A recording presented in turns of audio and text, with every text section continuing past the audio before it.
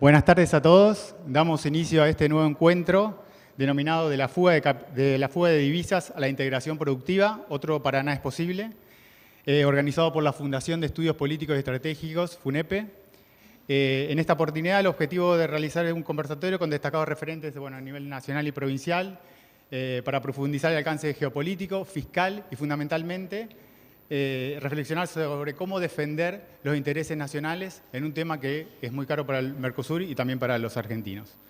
Antes de dar comienzo a las exposiciones, vamos a agradecer a quienes hacen posible este encuentro, el organizador, que es el presidente de la Fundación de Estudios Políticos y Estratégicos, Antonio Bonifaci, a los expositores, Cristian Módolo y Horacio Tetamanti, y al director del Centro Cultural Atlas, Rodolfo Maggi, quien ha facilitado el auditorio y también los elementos necesarios para poder hacer la transmisión en vivo por YouTube.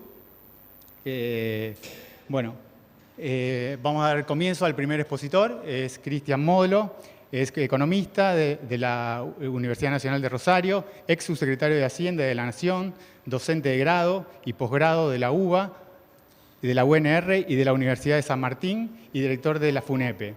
Exdirector del Instituto de Investigaciones Económicas de la UNR. Bueno, muchas gracias, bienvenidos, gracias por la participación, el interés de estar esta tarde con nosotros. Gracias, ingeniero Horacio Tetamanti, por aceptar la invitación y de acompañarnos en esta tarde de reflexión en este conversatorio, que como venimos desarrollando este año, abordamos temas que no son tapas de diarios hasta esta semana, en donde la casualidad y la coincidencia hizo que algunas de las cosas que hoy vamos a conversar contactaran a una realidad y de una forma no tan tranquila, sino más bien obscena.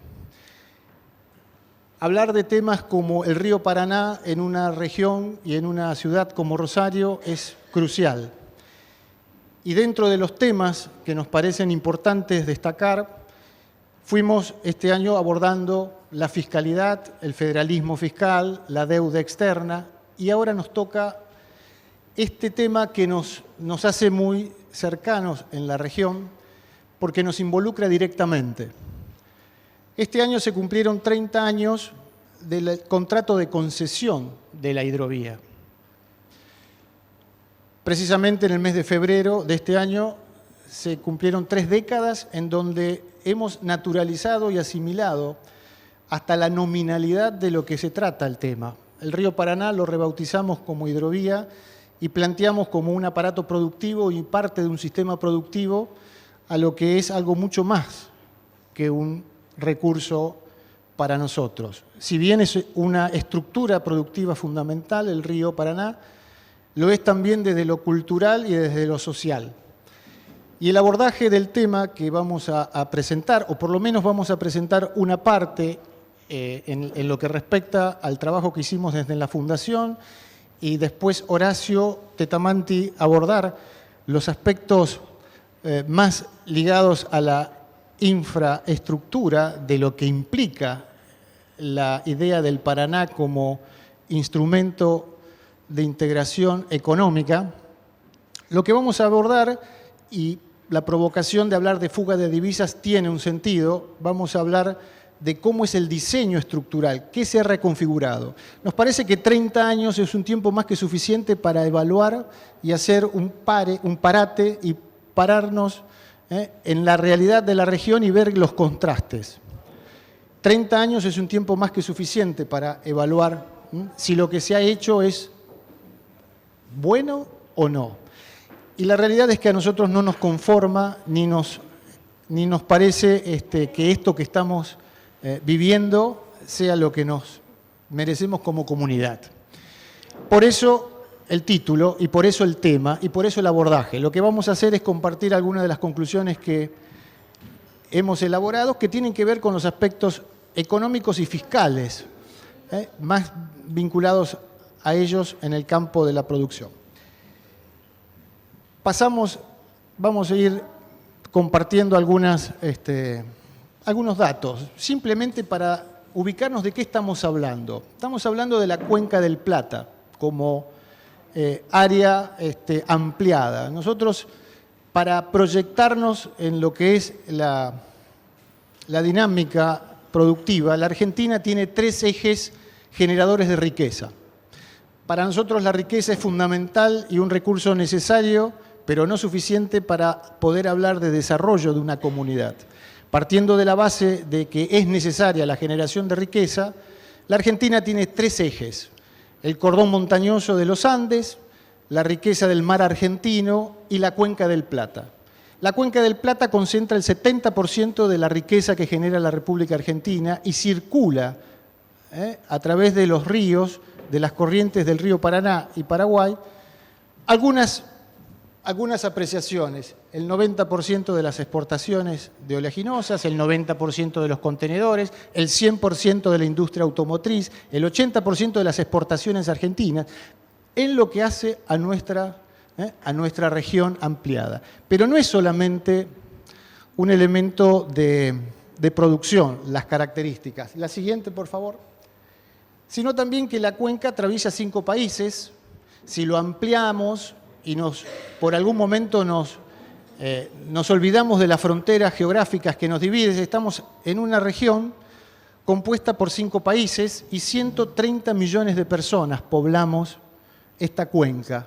Y producimos, de acuerdo a la Corporación Andina de Fomento, un producto bruto como cuenca equivalente al 33% del Producto Bruto de los Estados Unidos. 3.4 billones de dólares, datos del año 2024, produce la Cuenca del Plata, esta región imaginaria, esta zona ampliada de estos 5 países en donde transita la vida de los brasileños, de los paraguayos, bolivianos, uruguayos y fundamentalmente del litoral argentino. Para la República Argentina, el eje de la Cuenca del Plata explica el 70% de la generación de riqueza.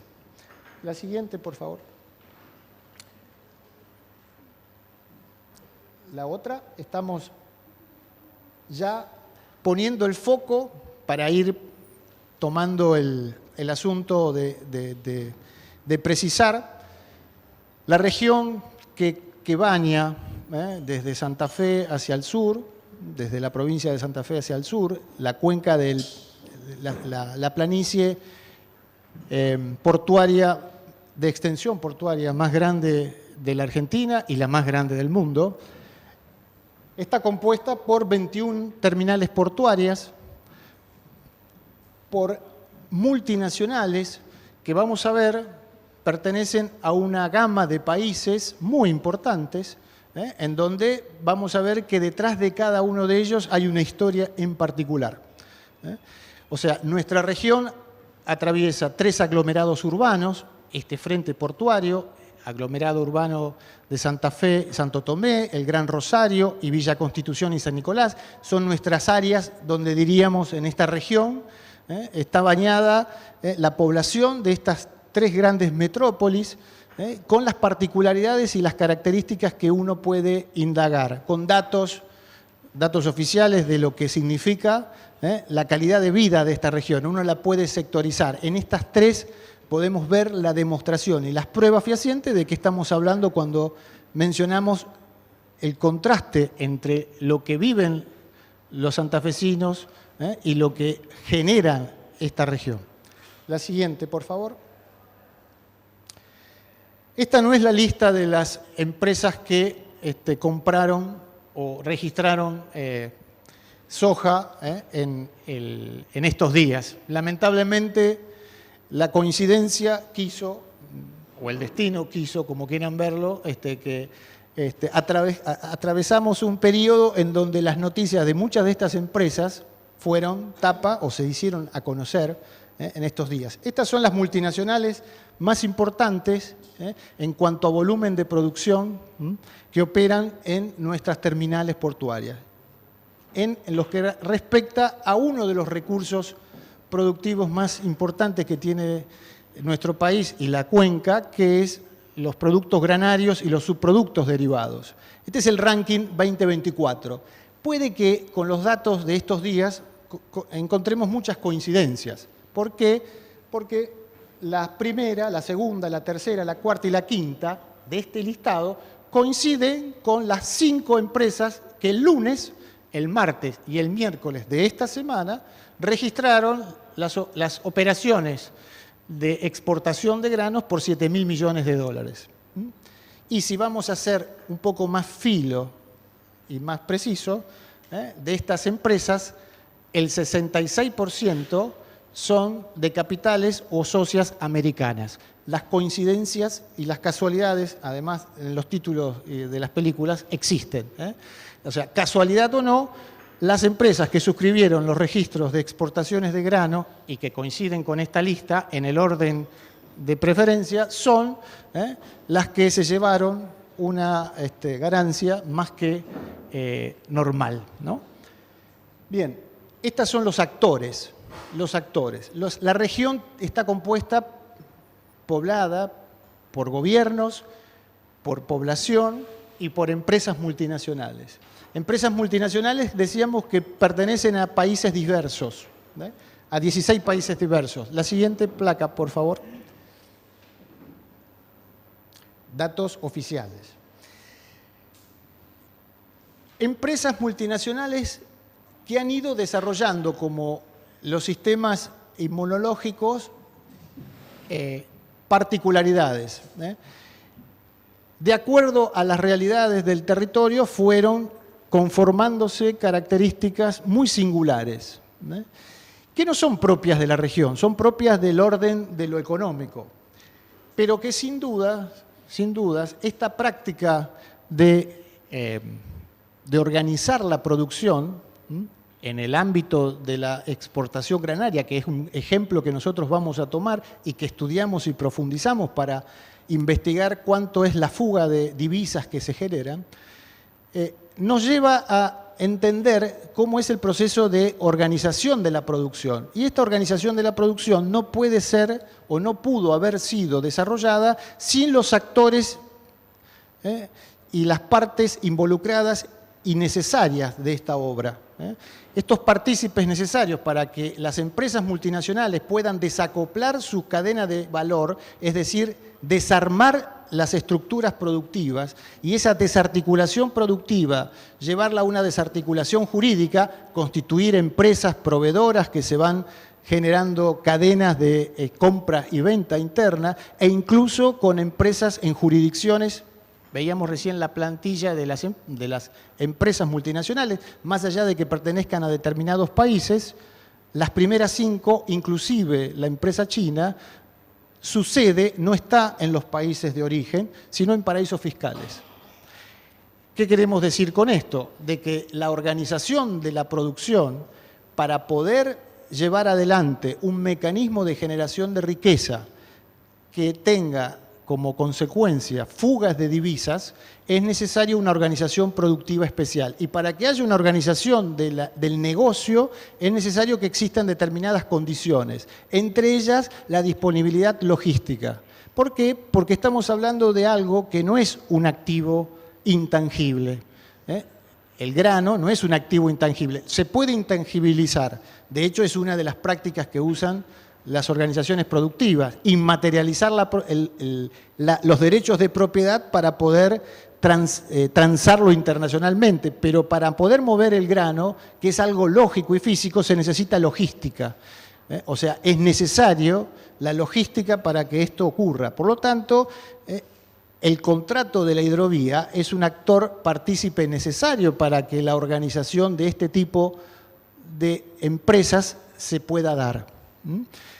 El desarmar las estructuras productivas lleva a que las empresas hagan lo que hace cualquier empresa en el mundo, que es ganar plata, lo cual no reviste ningún tipo de descubrimiento y está bien que el empresario busque ganar y tener rentas. Lo que pedimos es que las reglas de juego sean iguales para todos. Y ahí es donde entramos a buscar y bucear cómo son las reglas de juego, porque en principio las reglas de juego no son iguales para todos. Las empresas maximizan sus utilidades, sí, exacto, maximizan sus utilidades, como cualquier empresa. Ahora, no lo hace con las mismas reglas impositivas que lo hacen las empresas nacionales. Vamos a ver que, por ejemplo, la declaración de impuesto a las ganancias y los impuestos patrimoniales de muchas de las multinacionales no se rigen por las leyes impositivas nacionales. Tienen un estatus preferencial que se regulan a través de lo que se llama técnicamente convenios de doble imposición. Para los que no saben, son leyes impositivas especiales que se dan país por país. De los 16 países que forman parte de la cuenca del Paraná, del Bajo Paraná, 13 tienen leyes especiales impositivas. Es decir, que los impuestos que pagan cada una de estas empresas no son los mismos que pagan las empresas de bandera nacional. Por ejemplo, si sumamos a los convenios de doble imposición y otro elemento que particularmente en nuestra realidad económica es algo muy permanente, los tipos de cambio diferencial, es decir, tener tipos de cambios distintos, productos de las retenciones o prácticas macroeconómicas, cambiarias, de política cambiaria, hace que estas empresas, sumando los convenios, el tratamiento impositivo preferencial con los tipos de cambio, porque son productos que se transan internacionalmente, puedan ganar más de los márgenes que comúnmente puede cualquier empresa nacional realizar. Y por el lado de los costos, maximizan las ganancias, pero por el lado de los costos también aprovechan la planificación fiscal, aprovechan ir a pagar impuestos en los países que menos les gravan, por eso los paraísos fiscales, ajustan precios de transferencia, es decir, hacen comercio intrafirma. Cargill de una firma le vende a su subsidiaria o a su otra matriz en Hong Kong o en Rotterdam o en cualquier lugar del mundo, y los precios a los que transan, esos precios están preestablecidos. Cuando uno ve las denuncias o las causas que tienen muchas de estas grandes empresas, que no se conocen obviamente, porque son causas que el Tribunal Fiscal de la Nación se encarga perfectamente de estacionarlas y hacerla madurar en bodegas muy bien conservadas, Tribunal Fiscal de la Nación, causas que son iniciadas por procedimientos de la aduana y de la AFIP, o hoy ARCA. Bueno, esas causas van a ver que muchas empresas tienen problemas con sus precios de transferencia. ¿Por qué? Porque mienten en los precios que declaran las operaciones que van a realizar. Precios de transferencias que son productos de declaración, autodeclaración de las empresas, que luego son fiscalizadas o no por la autoridad regulatoria. De manera que a la planificación fiscal que realizan las empresas, buscar el paraíso que mejor los trate, le suman los precios que se transan, los que quieren o los que habilita. Si los encuentran y lo descubren, es una cosa; si no los descubren, es un facilitador. Las retenciones, y está a la vista quienes manejan las retenciones.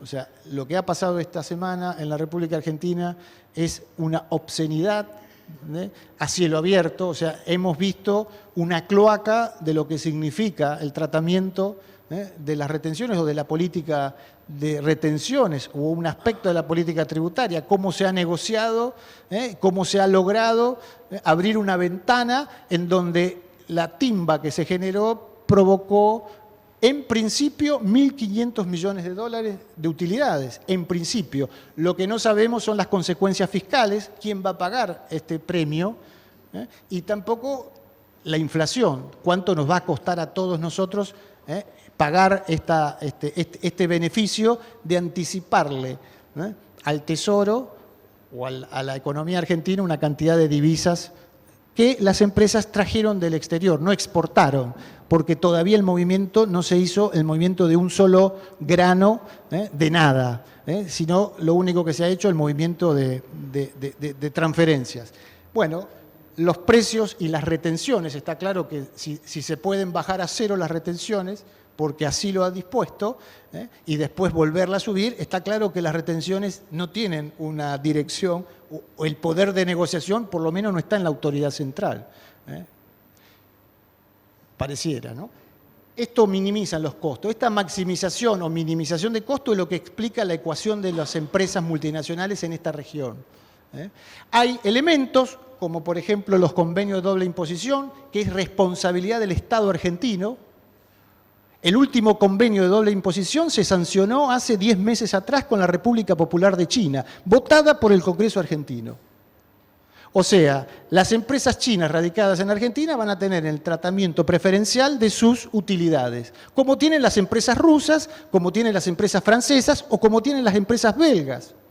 Convenio de doble imposición que se aprobó por ley del Parlamento en 1996, 12 meses después, 14 meses después, que le dieran la concesión a la empresa belga de socia argentina, EMEPA, para operar y concesionar el servicio de mantenimiento del río.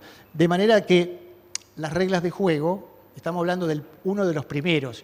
Bolivia también tiene un convenio de doble imposición. Los convenios de doble imposición son acuerdos internacionales en donde hay países que ceden soberanía, y esto es importante, ceden soberanía tributaria, se cede capacidad impositiva. Nosotros hemos entregado capacidad impositiva en 13 de los 16 países que integran este esquema. No es justo para las empresas nacionales que juegan en este partido. La siguiente placa, por favor. Acá están las fechas para entender de qué se trata. Salvo 3 países que todavía no tienen convenio de doble imposición, pero podemos ver que hay algunas picardías. La India, los Estados Unidos y Uruguay no tienen convenio de doble imposición, pero vamos a ver que algunas empresas americanas están socias con países que sí tienen convenio de doble imposición, como Suiza.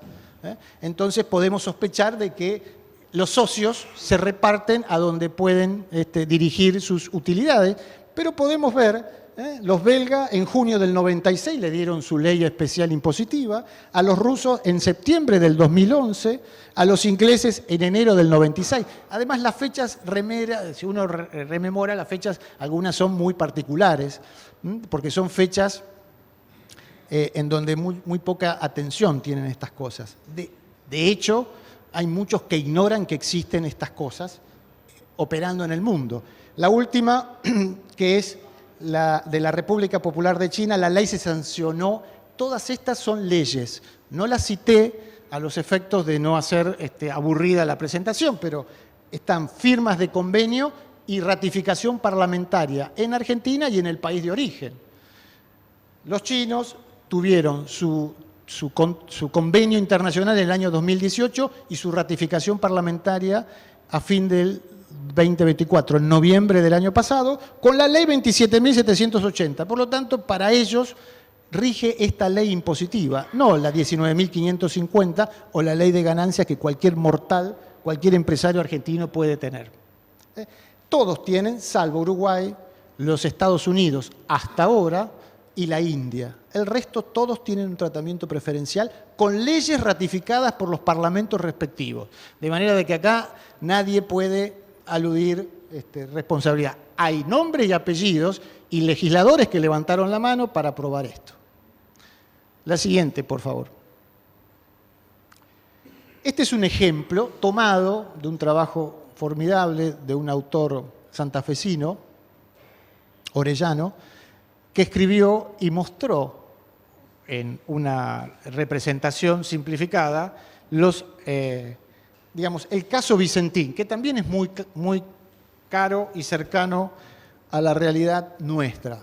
Vicentín es la empresa más importante de la provincia de Santa Fe, para ponerlo en perspectiva. Es la empresa más grande de capitales nacionales o de mayoría nacional que tiene la Argentina, que tiene la provincia de Santa Fe, perdón, de capitales argentinos.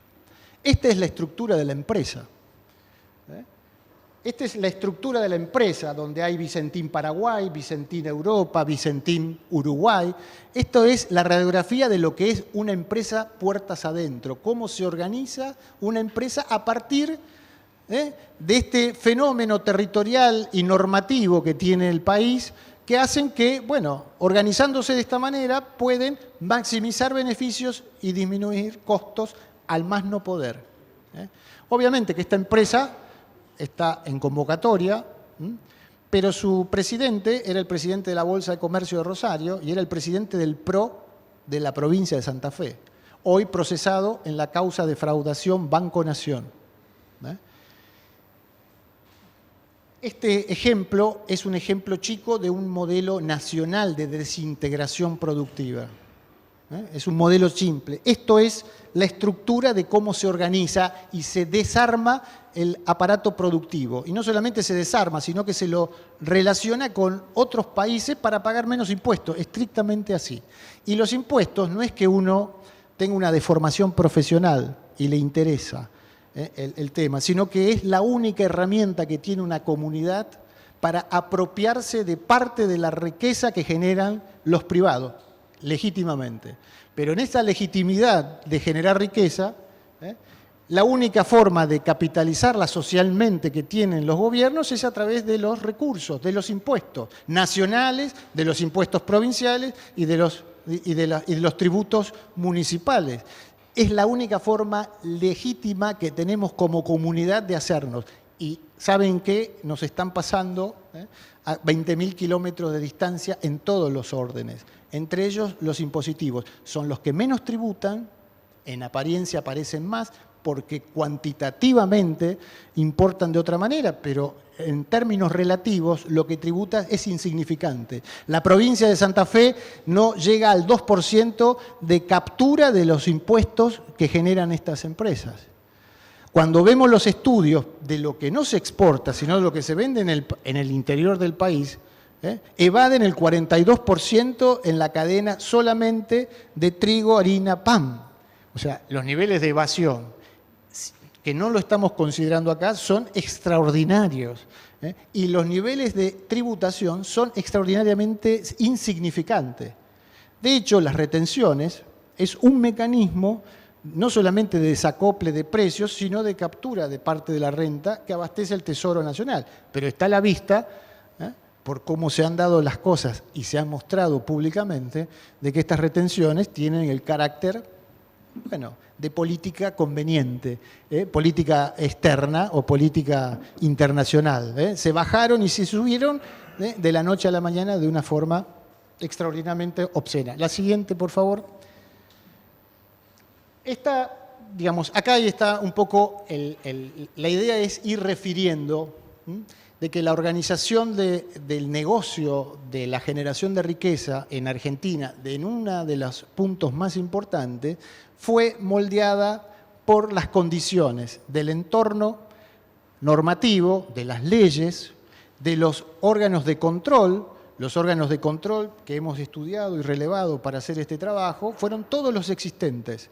Los órganos de controles fiscales, ARCA, aduana, los órganos de controles públicos, Sindicatura General de la Nación, Auditoría General de la Nación. Lamentablemente hay órganos de control que nunca se crearon en lo que es la cuenca del Plata. Pero los que existen, y uno revisando las causas judiciales y penales que llegaron al fuero penal económico a raíz de denuncias, es innumerable. Pero esto es una parte pequeñita del asunto. O sea, todos estos temas de organización productiva y de delincuencia o de delito es una parte menor de esta torta, que a veces nos hace confundir o nos hace pensar que este es el problema y que hay que solucionar. Pero el problema que hay que solucionar no es esto, es todo lo que está o cómo se organiza la estructura de producción o cómo queda desarrollada la estructura de producción para que esto pueda darse. Si en la siguiente placa nos puede acompañar, que es lo más interesante, esto es un resumen, hemos calculado, en base a información del Banco Central, la generación de riqueza que tuvo esta región y le buscamos la fecha coincidente de los 30 años. Ya que estamos hablando de la hidrovía, del contrato de hidrovía, para ponerlo en su justa medida, el río Paraná aportó a la riqueza argentina en divisas casi 2 deudas externas, 871.633.821.223 en los 30 años de vigencia. Es más de un PBI de Argentina. Esta es la riqueza que transportó nuestro río Paraná en estos 30 años. En los sectores productivos que trabajan con el río Paraná exclusivamente. O sea, generó una riqueza que se puede ver traducida en divisas, que es la única forma que tenemos los economistas de ver la realidad. Tenemos que ver no solamente plata, números. Pero ¿qué ha generado? Ha generado esto. Ha generado esta región un PBI medio o casi dos deuda externa junta en 30 años. La pregunta es cómo corno llegamos a una necesidad de tener que ir a mendigar dólares y tener semejante deuda externa que es incapaz, somos incapaz y es imposible de ser sostenible. Bueno, tenemos que preguntarnos en todo caso cuáles son nuestros motores que la generan. Este es el más importante y ha generado una cantidad de riqueza enorme al país. Pero la siguiente placa nos muestra otro dato que nos aporta los estudios del Banco Central, que es lo que se llama la formación neta de activos externos del sector privado no financiero. Un título rimbombante que se trata en los anales del Banco Central, que se mide, información pública todo el tiempo, en lo que nos explica a dónde se están yendo esas divisas, porque las divisas se generan, se producen para que haya empresas que puedan importar, para que se paguen deudas externas, o para que se las lleven al colchón o a alguna cuenta offshore o a alguna caja de seguridad. Y eso también queda registrado en lo que se llama compras de billetes y monedas en efectivo por parte de los particulares. También información que el Banco Central registra permanentemente. En estos 30 años, solamente en este rubro, se fueron 338.761.485.000 dólares. Casi el 30% del número anterior, para ponerlo en términos relativos.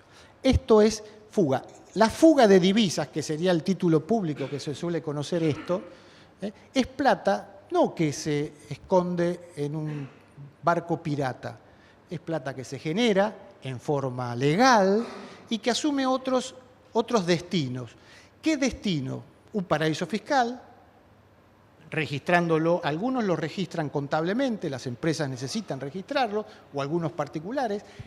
Aclaro, estos 338.000 en 30 años en donde durante 11 hubo cepos. Durante 19 años no hubo ningún tipo de restricción, durante 11 años hubo cepo que hizo que esto disminuyera notoriamente. Cepo que se quedó, cepo que hoy, 26 de septiembre, el gobierno libertario ha vuelto a introducir, ¿no? En una de sus facetas. Se ha dado cuenta que las restricciones cuantitativas son fundamentales para controlar esto que se le ha desmadrado notoriamente.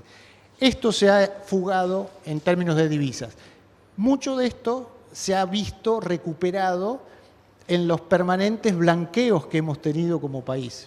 Desde el advenimiento de la democracia hemos tenido 7 intentos de reparaciones, de blanqueos y de perdones fiscales, 7.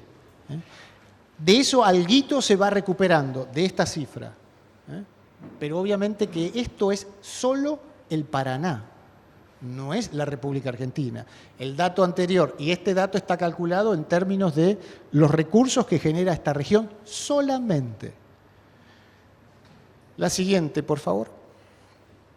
Bueno, para ir de alguna manera generando el cierre y después habilitar a que el ingeniero Tetamanti pueda completar el abordaje del tema, esta descripción nos lleva a tener algunas conclusiones que básicamente, y para resumirla, se dividen en: estamos en un territorio rico que genera riqueza, que posibilita la traslación de riqueza, y tenemos una población totalmente pauperizada.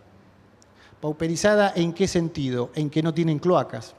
40% de la población no tiene cloacas, no tienen gas natural. No tenemos gas natural.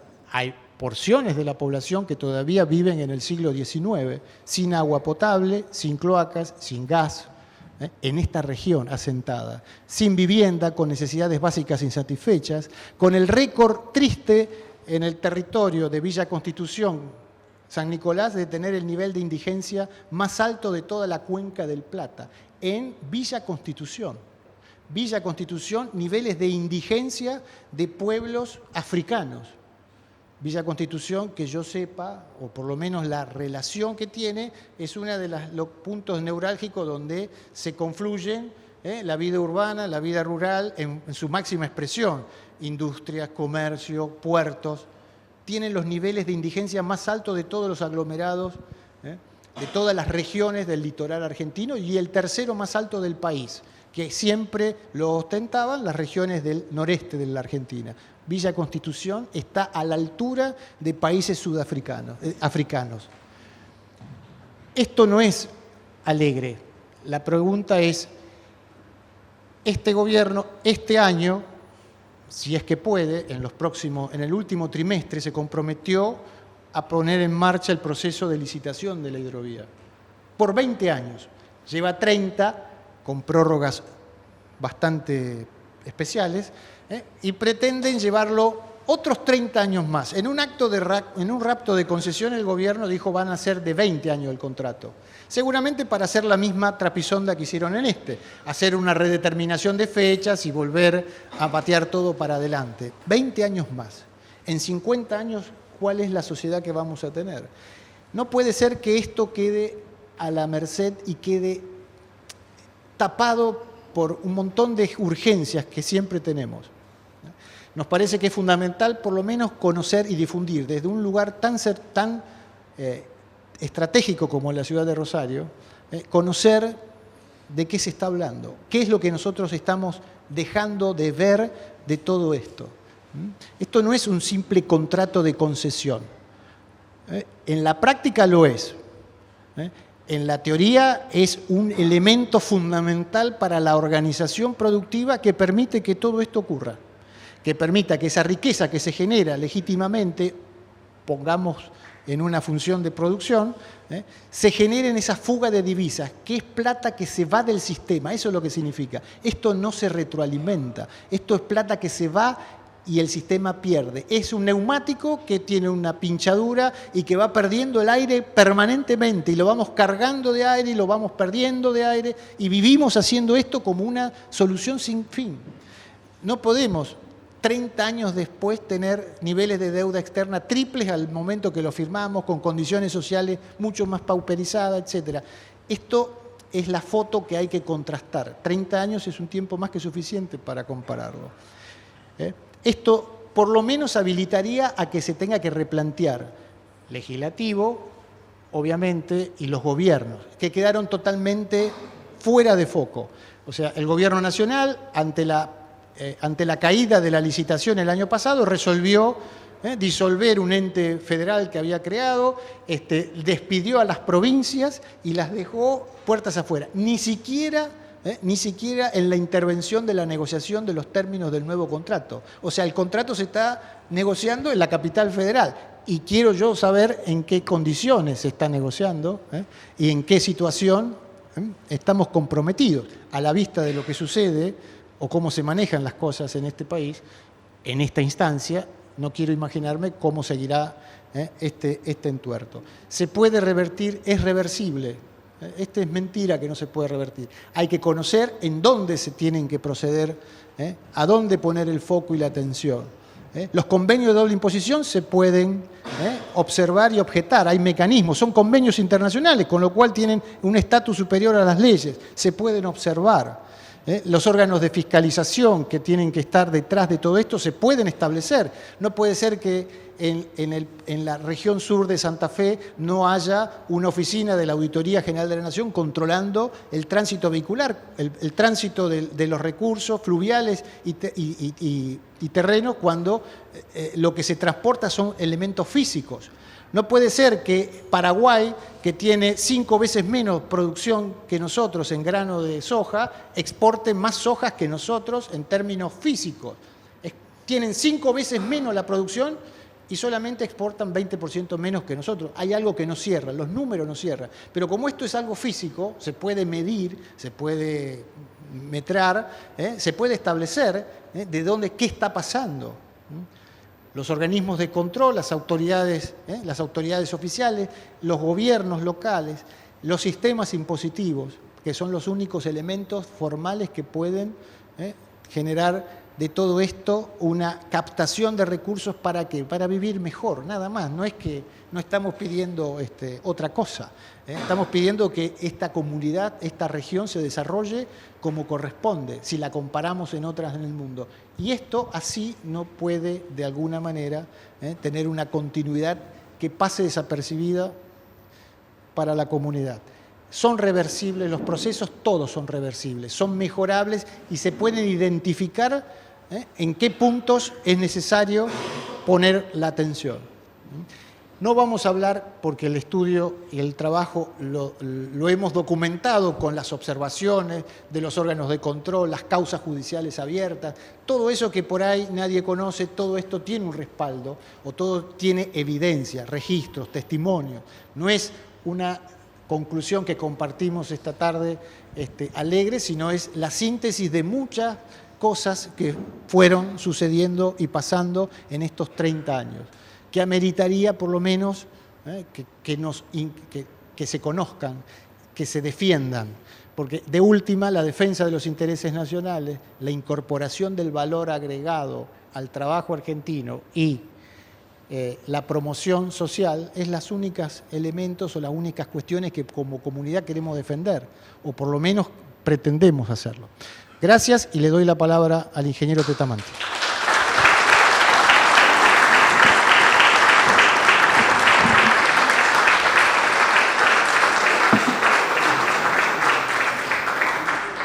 Muchas gracias, Cristian, por tu exposición.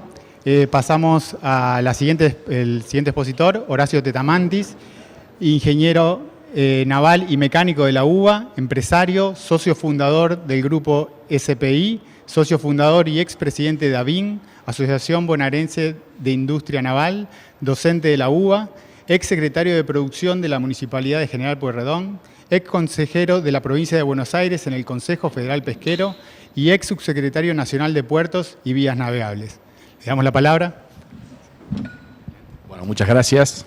Me voy a quedar un poco de pie. Bueno, primero gracias a FUNEPE por la invitación. La verdad que buenas tardes o noches a todos. Agradecer esta oportunidad de intercambiar conceptos en un momento que la Argentina más que nunca necesita justamente esto, reunirnos, hacer la pausa, pensar lo que sucede es grave y lo que va a venir por delante tal vez sea peor y necesitamos construir con la mayoría lo suficientemente robusta para coleccionar los conceptos necesarios para pasar la tormenta que viene y como yo siempre digo, tal vez toda esta realidad de hoy la podemos decir como definitiva, como terminada. Tal vez a mí me preocupa más el día después, es decir, cómo vamos a, como nación, como comunidad, cómo vamos a encarar ese proceso que yo diría que lamentablemente a esta altura es casi de reconstrucción de una nación agredida. Me parece, Cristian, muy interesante la visión que pusiste cruda, terrible en términos de conceptualización de lo que nos está sucediendo y tal vez sea la punta de un iceberg siquiera de algo que tal vez pueda ser inclusive más grave de lo ya suficiente grave que es esta situación. No hay duda que la Argentina no es un país pobre, es sin lugar a duda, está muy claro, un país saqueado. Y por eso es imprescindible que estudiemos científicamente el saqueo argentino, que podamos interpretar con mucha rigurosidad, totalmente desnudos de cualquier ideología, para poder analizar con la crudeza necesaria este mecanismo de saqueo. Por eso la palabra fuga de divisas me parece que es central acá, es decir, el proceso de fuga de divisas. Sin lugar a duda, desde mi punto de vista, por supuesto que puede ser debatido, sin lugar a duda, este país reducido a una realidad casi miserable en función de su historia, de su población, de su capacidad, tiene que dar, digamos, una explicación bastante importante para semejante nivel de deterioro. Es decir, no es sencillo hacer de la Argentina el país que hoy estamos asistiendo. Deben ser muy importantes los procesos que hagan que esto sea posible. Hoy hablábamos un poco que inclusive no podemos dar una explicación de una sola vector que lo explique. Es decir, es de tal magnitud que tiene que haber una convergencia de situaciones que hoy hablábamos con Cristian en términos de que yo la conceptualizo como causas superestructurales y causas infraestructurales. Es decir, no es suficiente un esquema superestructural de normativas para producir el nivel de saqueo que la Argentina está sufriendo. Debe ser complementado con una infraestructura, particularmente en cuestiones como estas donde interviene, afortunadamente, elementos materiales que se pueden medir, que se pueden pesar, que se tienen que transportar. Es decir, no sería posible una fuga de miles de cientos de millones de dólares que ha sufrido Argentina estos 30 años si no estuviera soportado también con una infraestructura. Es decir, como es la antinación, es decir, las naciones fundamentalmente estructuran estrategias logísticas e infraestructurales para el fortalecimiento de la capacidad de agregar valor de la comunidad organizada. La Argentina parece que recorrió un camino inverso, una infraestructura diseñada por intereses absolutamente ajenos a los argentinos, que tiene como objeto justamente darle la materialidad a esa infraestructura normativa que también fue construida simultáneamente para producir semejante nivel de resultado. Y es interesante el tema, de mi punto de vista creo que la Argentina tiene dos grandes mecanismos de fuga y de saqueo, y sin lugar a duda es el comercio exterior, los granos y el río Paraná, y el otro es la deuda externa. Por supuesto que habrá otros, pero seguramente estos dos factores son los que tal vez expliquen, a mi criterio, el 70 o el 80% del mecanismo que la Argentina viene sufriendo, podemos decir los años, 55, el bombardeo, el golpe del 76, la caída de Irigoyen, podemos hacer una cantidad enorme de teorías de dónde, o cómo, o cuándo, o por qué, o quiénes. No es el caso de hacerlo hoy. Lo cierto es que la Argentina, por lo menos hace 30 años, está soportando esta situación y que lamentablemente la democracia,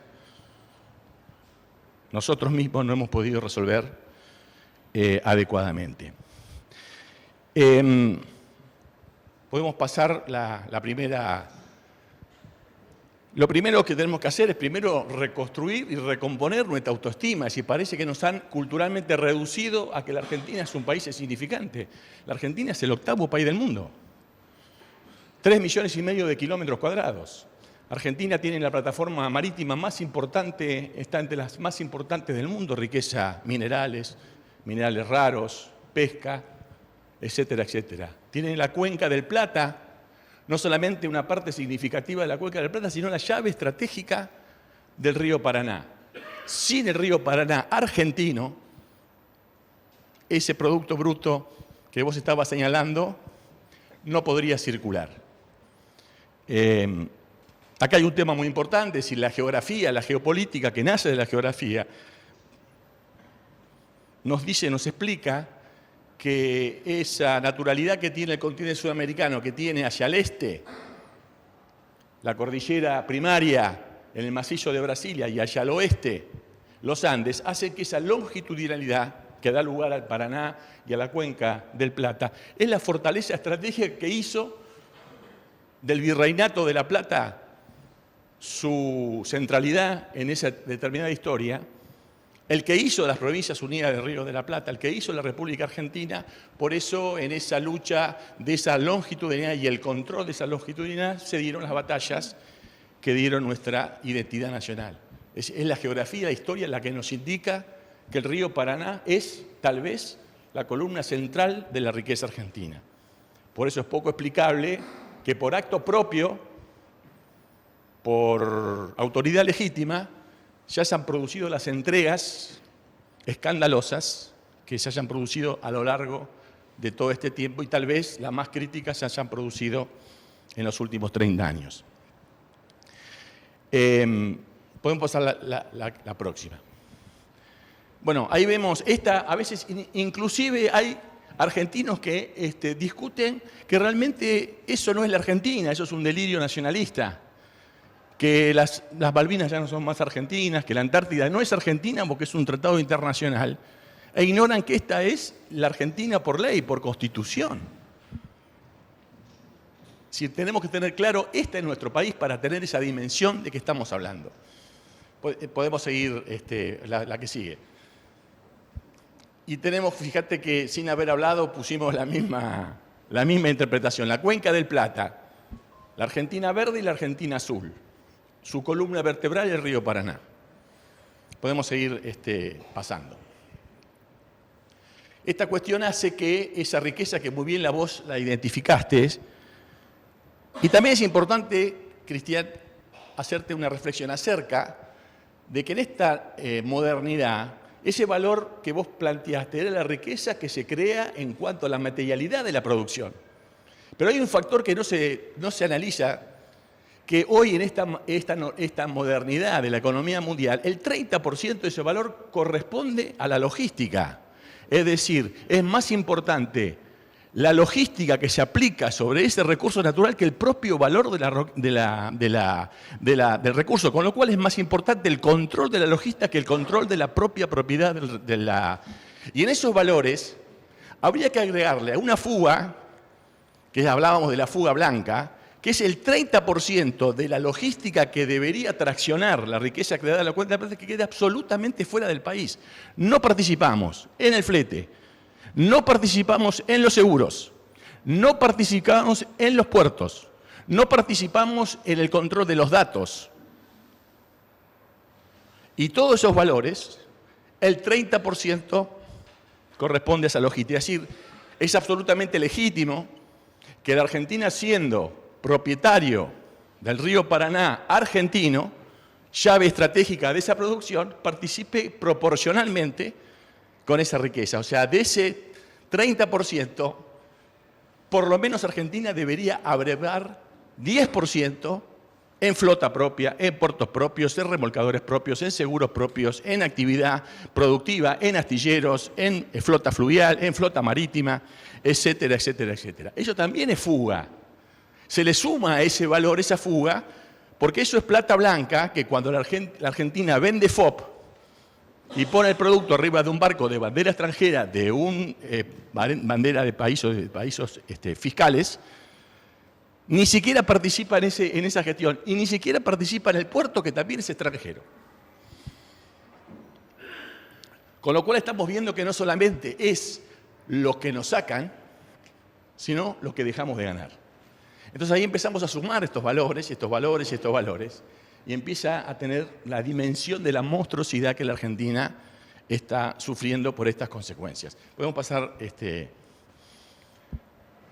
Inclusive yo siempre milito la idea, de cuando Cristian me hablaba de la hidrovía, yo soy un militante de denunciar la palabra. Ayer dimos una charla en la Bolsa de Cereales de Buenos Aires, imagínense lo que significa eso. Por supuesto, empecé a hablar diciendo que obviamente no iba a hablar de soberanía porque es un tema que en ese ámbito, no lo dije de esa forma, es un tema que no interesa, digamos. Con lo cual no tiene ningún sentido hablar de soberanía en la Bolsa de Cereales de Buenos Aires. Y empezar a hablar también de números. Y por supuesto denuncio la palabra hidrovía. Porque no es inocente la palabra, parece simpática.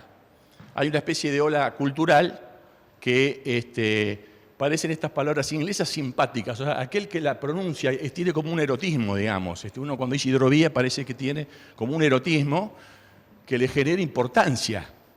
Y eso no es una cosa ingenua. Es lo que yo digo virus lingüístico, es el secuestro del sentido de las palabras. No es gratis hablar de hidrovía. Porque, entre otras cosas, secuestra el sentido de una palabra constitutiva de la identidad nacional que se llama Río Paraná. Desaparece la palabra Río Paraná. Parece que ayer, cuando yo decía Río Paraná, generaba cierta vergüenza. Si una palabra parecía que era una palabra del siglo pasado, de una cuestión así, y se hablaba de hidrovía. Por supuesto que no tendría sentido hablar de la Bolsa de Cereales de identidad, de historia, de soberanía, de factores identitarios de la Constitución de la Nación Argentina, etcétera, etcétera, etcétera, cuestiones que obviamente en esos pensamientos son absolutamente despreciables. En lo mío, por supuesto, son absolutamente constitutivos y no se puede pensar un país si no se parte justamente de esa identidad profunda, que aparece, entre otras cosas, por el lenguaje. la colonización a través del lenguaje. Entonces explicaba que la Argentina no es una hidrovía. Primero la singularidad, es decir, es singular la palabra, tampoco es inocente. Es decir, quiere decir que para la Argentina está reducido a un objeto singular, la hidrovía, con una palabra que es ajena a nuestros castellanos. Si lo buscamos en un diccionario, yo soy hijo de una maestra pública, siempre era obsesivo el ejercicio casi religioso todos los días, que antes de cualquier discusión se agarraba el capeluz y se analizaba, antes de hablar siquiera, tener claro qué significaba cada palabra. Si uno no tenía claro, ni siquiera se empezaba la discusión. Esa palabra no existe, no, figura. Pero tiene otra cosa muy importante de esa singularidad, o el secuestro de las palabras, que es que nos quitan el derecho a pensar la Argentina como un todo. Argentina necesita un sistema de navegación que haga uso de todas sus capacidades del río Paraná, y ahí empiezan a aparecer sujetos geográficos, porque la hidrovía no es un sujeto geográfico, no tiene referencia.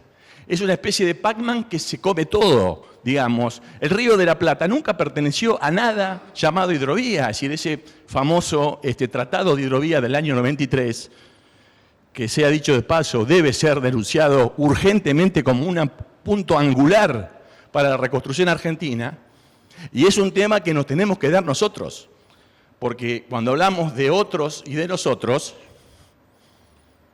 tenemos un problema, porque nosotros, que acá yo puedo hablar de nosotros, no sé si tenemos claro, porque se esconde, a mi criterio, la trampa de, por supuesto, la búsqueda de la integración latinoamericana. No se advierte que lo que se quiere defender el Mercosur como un objetivo político progresista, se está defendiendo un mecanismo que fue alumbrado teóricamente por gobiernos progresistas, pero la letra chica fue hecho durante el liberalismo después de la década del 90, con lo cual, en términos prácticos, los instrumentos de integración se pusieron al servicio de los monopolios y de las multinacionales. No hay una sola cadena productiva de empresas locales. Y el ejemplo más paradigmático de la integración latinoamericana como producto del Mercosur es la industria automotriz. Con lo cual Argentina pasó de tener una estanciera con el 80 al 90% de producción de elementos nacionales a los coches de menos del 10% de producción nacional, con la intercompra, donde justamente la utilidad de las empresas se hacen comprando partes al exterior. O sea, la pregunta es, ¿sirvió a esta vida argentina, al indigente de San Nicolás, o con hoy hablabas, esta integración? No sirve. El Tratado de Hidrovía, al cual hemos tenido discusiones, que yo entiendo que debe ser absolutamente denunciado y que tenemos la herramienta para hacerla y que es muy simple, es simplemente una carilla firmada por un canciller, como Brasil denunció en su momento el Tratado de Transporte Bilateral. Nuestros gobiernos no lo han hecho. No lo han hecho. Y ahí tenemos un problema que también tenemos que reformular. Porque ese tratado terminó siendo un instrumento de una estrategia de sometimiento que es la multilateralización de la soberanía argentina. Así el Río Paraná dejó de llamarse Río Paraná, dejó de ser argentino, se llama hidrovía y está manejado por un comité intergubernamental de 4 países, de los cuales los 3 están manejados por multinacionales. Brasil se maneja por las multinacionales. No es un factor estratégico para el Brasil el Río Paraná argentino, es un instrumento de las multinacionales, por supuesto para el Paraguay ni hablar, y ni hablar del río Uruguay. Con lo cual, Argentina queda disuelta y tenemos que pedir permiso a un ente multilateral para determinar cómo se navega en la Argentina. Y eso es lo que poco a poco va causando la verbalización de la palabra hidrovía. Por eso yo quiero, en esa reconstrucción, de primero decir que la Argentina necesita un sistema nacional de transporte por agua y reformular estas cuestiones y empezar de las de elementos básicos. Es decir, aquellos que nos formamos en la ingeniería, si queremos resolver un sistema eficiente de transporte, de logística, que dé lugar a todas las demandas de la Argentina, que no solamente es el transporte de granos, es mucho más que el transporte de granos, debemos estudiar los elementos que lo constituyen. Y justamente los ríos argentinos, el Paraná, el Uruguay, el Alto Paraná, el Paraguay binacional, el Río de la Plata, está constituido por elementos distintos que son sujetos geográficos distintos y son sujetos jurídicos distintos. Por lo tanto, la palabra hidrovía, que engloba todo, nos impide pensar cómo armamos ese rompecabezas de ríos, que por ejemplo el Paraná, al sur de Confluencia, es totalmente argentino, es de total soberanía argentina. No corresponde a ninguna hidrovía, no corresponde a ningún tratado internacional que nos permita ceder soberanía, ni nada por el estilo. Pero lo tenemos que combinar con un Río de la Plata, que sí efectivamente tenemos un tratado que nos restringe algunas cuestiones que tenemos que negociar en un ámbito específico, que es la Comisión Administradora del Río de la Plata, cómo se utiliza el Río de la Plata, cómo se utiliza el Alto Paraná, que está compartido con el Paraguay, cómo se utiliza el Paraguay en la zona de Argentina con el Paraguay, y con esos elementos construir un modelo que satisfaga a las necesidades nacionales. Por eso, en términos concretos, Argentina tiene que abandonar el Tratado de Hidrovía y Argentina tiene que desarrollar un modelo nacional que dé cuenta de todas las necesidades del país.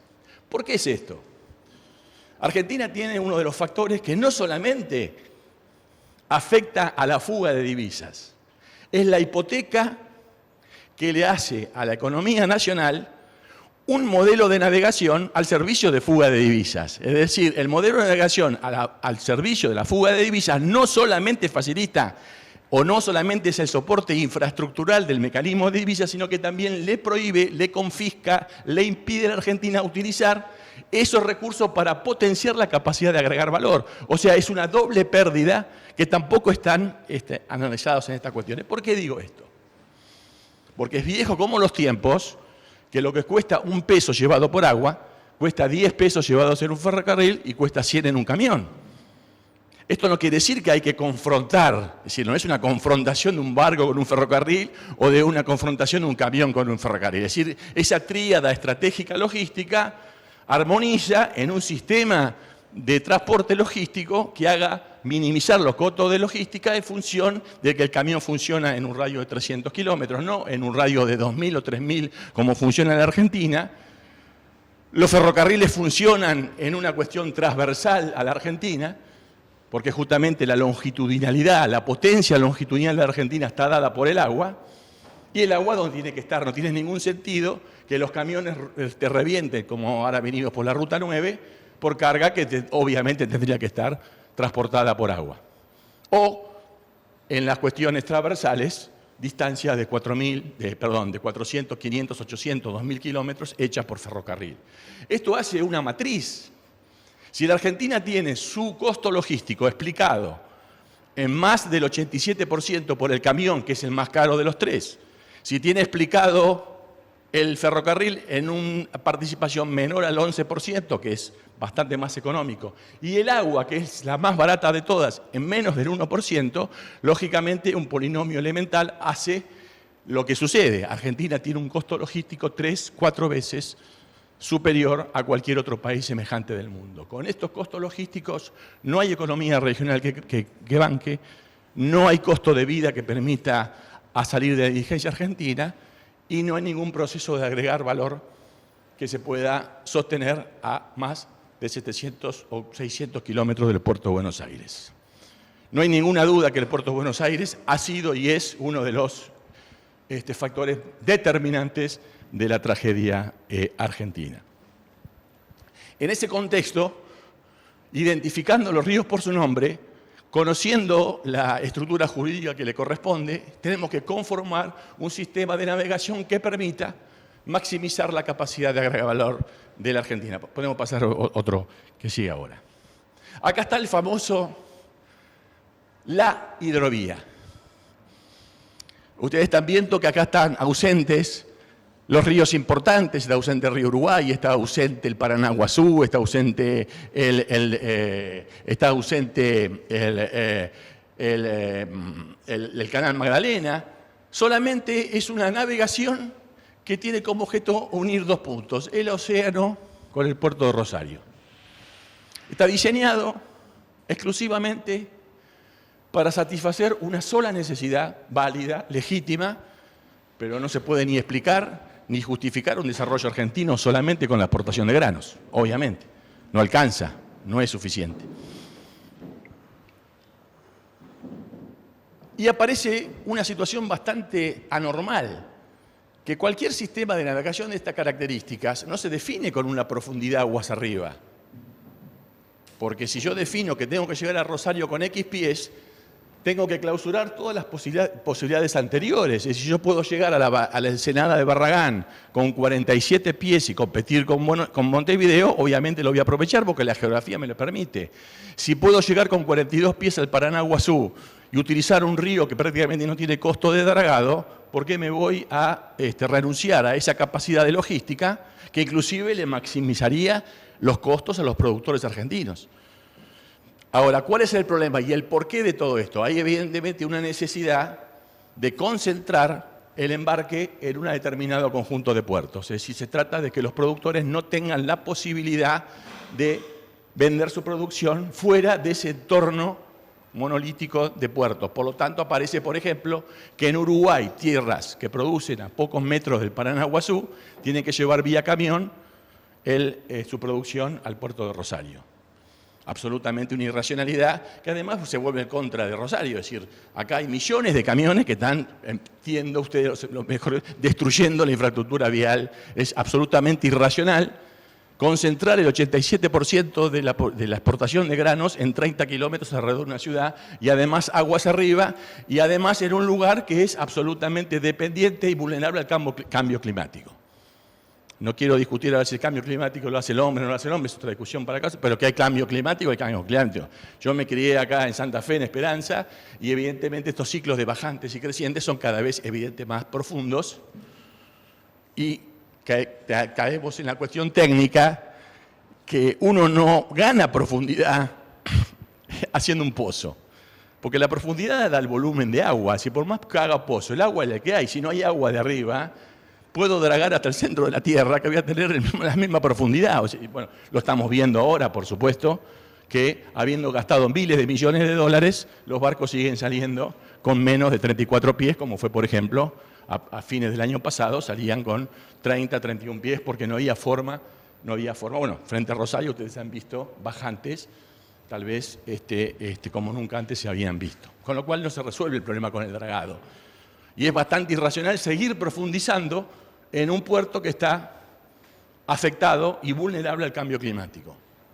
No por estar en contra de que se carguen los granos, por supuesto hay que hacerlo, pero hay que maximizar o reducir el costo, porque evidentemente a lo mejor a esas empresas que vos estabas señalando, que concentraron esos 1.500 millones de dólares en 3 días, seguramente no deben sembrar un grano de nada, lo venden. Con lo cual no les preocupa mucho porque en definitiva el productor es el que paga esta fiesta, quitándole precio a su producción hasta que aguante.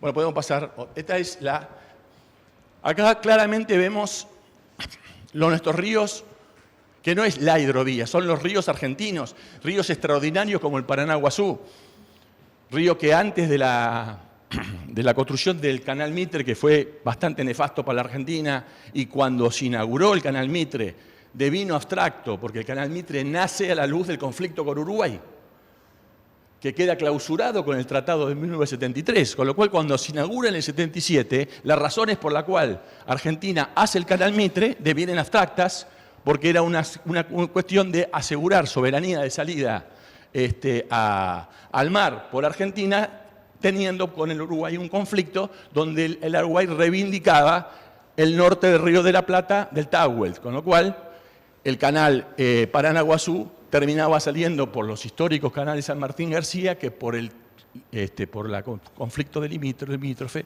eran de control uruguayo.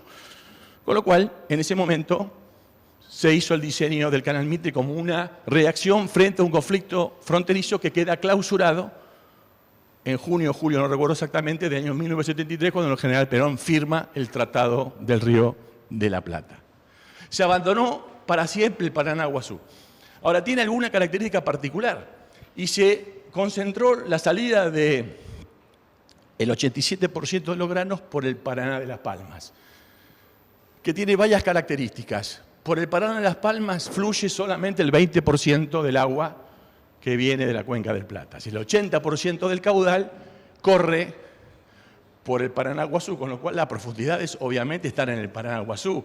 El Paraná de las Palmas no es un río para ser navegado por grandes buques, requiere una enorme cantidad de dragado, requiere una afectación gravísima del medio ambiente y genera entonces que la Argentina queda expulsada de la principal vía, que es el Paranaguazú, a un río secundario. Y después utiliza el canal Mitre, que está en una cuestión terminal. Podemos seguir más adelante.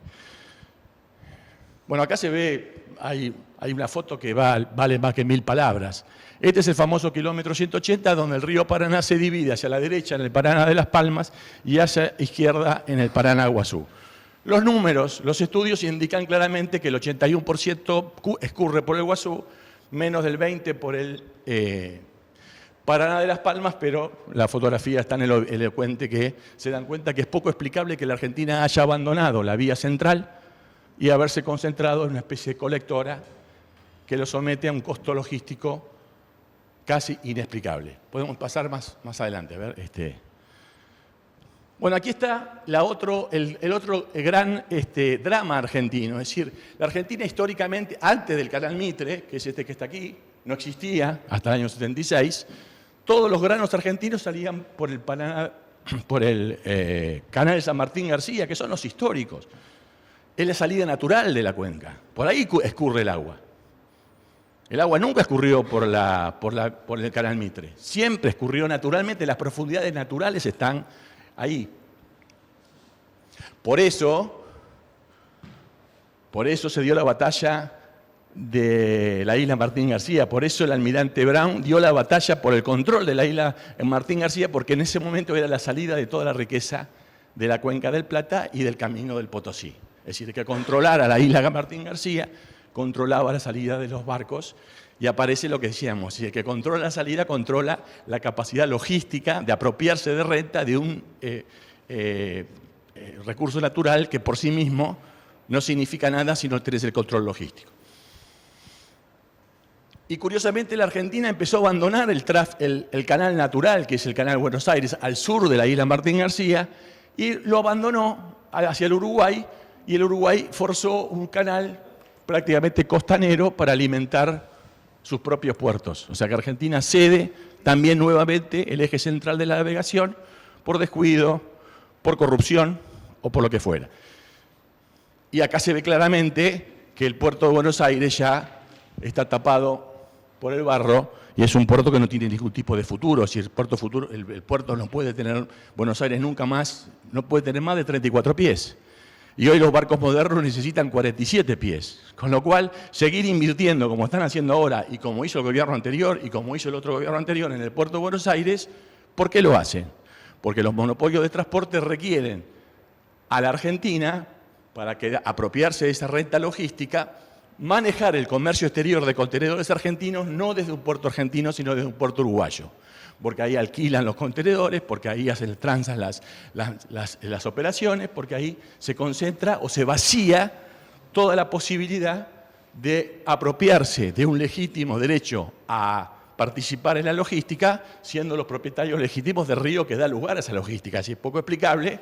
Si no, vamos a preguntar a los turcos por qué defendieron el Bósforo como lo defendieron. O vamos a explicar por qué Putin defiende definitivamente la Crimea.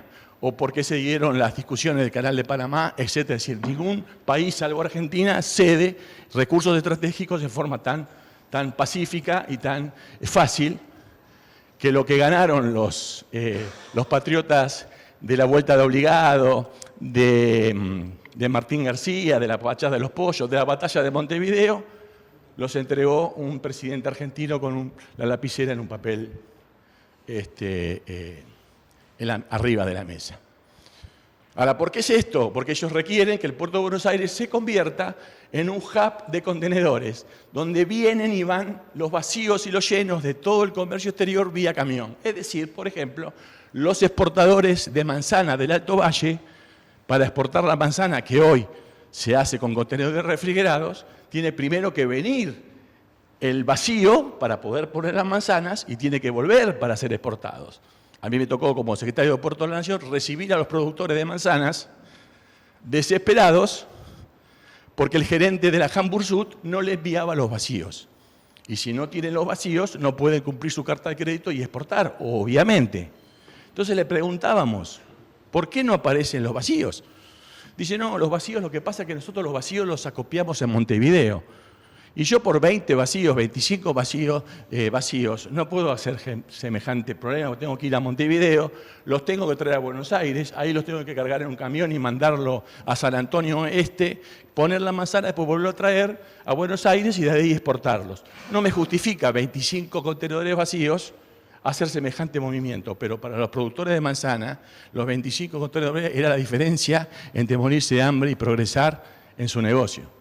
Y ahí sumo los productores de langostinos de Puerto Deseado, sumo los productores de limones del Tucumán, sumo los productores de carne de oveja de la Patagonia, etcétera. Sumo los productores de carbón vegetal del Chaco, producto muy apetecido en Europa para hacer esas maquinitas de calefacción que tienen allá, etcétera, etcétera, etcétera. Todo nuestro comercio exterior está manejado por la cantidad de vacíos que nos puedan dar. Un país que necesita dólares estrangula su exportación porque el monopolio de transporte hace esto. O sea que eso también es falta de toda esa economía que se le suma a estas cuestiones. Podemos seguir trabajando con otra de estas. Bueno, acá claramente se ve como históricamente la Argentina, hasta la construcción del Canal Mitre, su canal principal pasaba al sur de la isla Martín García. Por eso, ahí se dio la batalla de la isla Martín García, y por eso el general Perón, una cosa que nunca estuvo dispuesta a ceder, y el que lo lee el tratado se da cuenta, Perón, como con formación militar, se había puesto empecinado en la soberanía de la isla Martina, que isla Martín García, que Uruguay pretendía participar. Y si hubo aquellos que tuve la suerte de charlar todavía, creo que hay uno que está vivo todavía, que participó en las negociaciones, uruguayo, la Peirade, me decía, si algo no se podía hablar en esa reunión con Perón, era hablar la isla Martín García. Para Perón era absolutamente innegociable la isla Martín García, a la luz hoy parecería ser que ya perdió la relevancia, pero en el pensamiento de un militar de formación, esa geopolítica de la logística constituía un tema fundamental y por eso defendió la isla Martín García. Y es interesante verlo ahora, en la próxima que viene,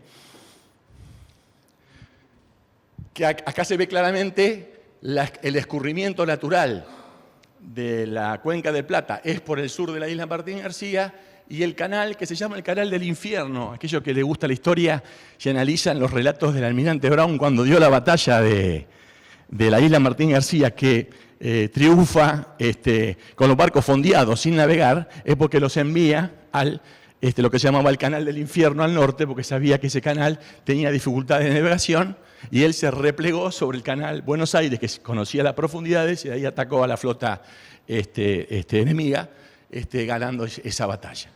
Pásalo en lo que viene ahora. Y acá es importante la historia. Aquellos que vamos a la isla Martín García, cuando Argentina era un país que tenía un proyecto y que las fuerzas militares, fuerzas armadas, defendían el proyecto, no eran abstractas, sino que estaban diseñadas para defender un proyecto. El proyecto argentino pasaba por el control de la Cuenca del Plata, la Cuenca del Plata pasaba por el control de la isla Martín García, y la Armada Argentina fortalecía la isla Martina con cañones apuntando al sur. Porque el canal de control de la riqueza, que vos sacaste el número, habrá sido otra diferente, pasaba al sur de la isla Martín García, y ahí la Armada Argentina diseña una estructura que para esa época, son más o menos mediados del siglo XIX, era una infraestructura militar importante. Esta batería de cañones no era en esa época una cuestión menor, digamos. Podemos seguir pasando más. Ahí están los cañones donde claramente apuntan al sur Argentina apunta al sur, Argentina defiende la soberanía de la isla Martín García, Argentina controla el tráfico del río Paraná a través de la cuestión, y hubo funcionarios argentinos que renunciaron permitiendo que el tráfico pasara a ser controlado por Uruguay al norte de la isla Martín García y pagando el dragado, lo terminamos pagando nosotros, el dragado de canales que nos sometían a nuestra cuestión. Ignorancia, corrupción, desidia, cada uno podrá hacer su hipótesis. Podemos ir pasando. Y bueno, y esto es la cosa increíble que hablamos con Pedro. Lo que era históricamente el rol de la isla Martín García a fines del siglo XIX, principios del XX, pasa a ser el Río de la Plata. Es decir, en aquellos barcos que aquella época navegaban libremente por cualquier lugar y tenían que confluir en la isla Martín García. A la luz de la modernidad es necesario canalizar las salidas al mar. Tenemos que llegar al mar. La famosa hidrovía Rosario al mar es justamente definir una ruta que permita a la economía argentina salir al mar. Y la Argentina es, no encontré otro ejemplo en el mundo, el único país en la historia de la humanidad que renuncia por acto propio, por autoridad legítima y entrega su salida al mar. No hay, digamos, es decir, hay muchos casos de países que entran en guerra por defender la salida al mar. No hay ningún caso como en el año 1995, cuando se pone en marcha la famosa hidrovía, por acto propio se subordina a que su canal, en vez de continuar una navegación normal por los canales naturales, se desvía artificialmente, navega nuevamente al norte y se subordina al canal de Montevideo. Es decir, todo barco que sale o que entra a la cuenca del Plata, que por supuesto el 90% que lo hacen están explicados por la economía argentina, deben obligatoriamente pasar por el puerto de Montevideo. Esto es poco explicable. Y en la discusión de los 30 años de hidrovía, así como vos decías que no hay que perder la proporcionalidad de la cosa, porque a veces se levantan voces como que todo el problema argentino es el contrabando. Por supuesto que el contrabando es malo, pero el daño que nos puede hacer, nosotros lo calculamos cuando éramos secretarios de Puerto, los 3 millones, los 4 millones de toneladas de soja que salen contrabandeadas en barcazas paraguayas que son argentinas, que son pasadas pagando $50 al un gendarme al camión para que la pase del otro lado, son importantes, por supuesto, pero no explican 800 millones de dólares o un producto bruto. Es decir, el problema no es la fuga negra o delincuencial. El problema central es la fuga blanca. Es la infraestructura que obliga a que Argentina no tenga ninguna posibilidad de recuperar esas cantidades que vos le diste. Es decir, lo que vos hablaste es la cara superestructural de un modelo que necesita un modelo infraestructural para poder explicar semejante cantidad de saqueo. Bueno, ahí tenemos, por ejemplo, un ejemplo dramático, nuestro rompehielos Irízar, que tiene que estar en la Antártida. No tiene otro lugar para trabajar que no sea la Antártida. Para eso está, pero tiene su base en Buenos Aires. Cada vez que tiene que navegar al sur, tiene que agarrar un canal que lo obliga a navegar al norte, pedir permiso a Uruguay para después recién volver al sur. Y cuando vuelve, tiene que navegar al norte, pedir permiso a Uruguay y recién entrar. Por supuesto, esto no lo dije en la bolsa de cereales porque el tema soberanía no es importante. Pero realmente un país que entrega su salida al mar, me parece que algo de valor debería tener, por lo menos para otras comunidades sí lo ha tenido. Bueno, podemos seguir más adelante. A ver el otro que sigue. Bueno, acá está la explicación geológica. La geología del Río de la Plata es una determinada. Esta geología está estable de los últimos miles de años. Hay una especie de cordillera interior y al Río de la Plata se entra por 2 lugares. No hay muchos lugares para entrar al Río de la Plata. O se entra por ese punto de 14 metros que está ahí, que es uno solo, o se entra por el otro punto que está acá abajo. No hay otro punto para entrar. Con la diferencia que cuando uno entra por el norte, justamente el Banco Inglés bastante sugestivo lo del banco inglés. Es decir, para poder entrar a Argentina hay que pasar por el banco inglés. Es increíble eso, la verdad que es notable. Y la isla de Flores, esos pequeños 6 villas, es una especie de Hormuz, digamos, es el Hormuz de la proteína vegetal. El que controla el Hormuz de la compañía vegetal controla el manejo logístico de los 300 millones de dólares anuales. ¿Lo controlan? No lo controlan los uruguayos, que están tomando mate con la ñata contra el vidrio. Lo controlan los monopolios ingleses que están ubicados, obviamente, en los puertos de Montevideo, que está controlado por BlackRock y las empresas que se alimentan a su vez del puerto de Buenos Aires.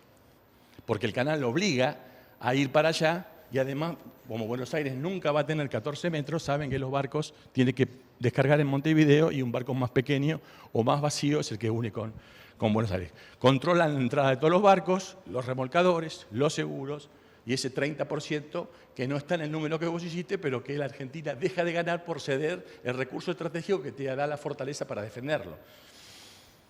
Y después está otro punto al sur, el punto que defendía ya Belgrano en la Gaceta de Buenos Aires, el Canal Sur, donde decía Belgrano y Mariano Moreno que la Argentina debía defender el Canal Sur para poder tener soberanía respecto a las ocupaciones inglesas, españolas o portuguesas en el puerto de Montevideo.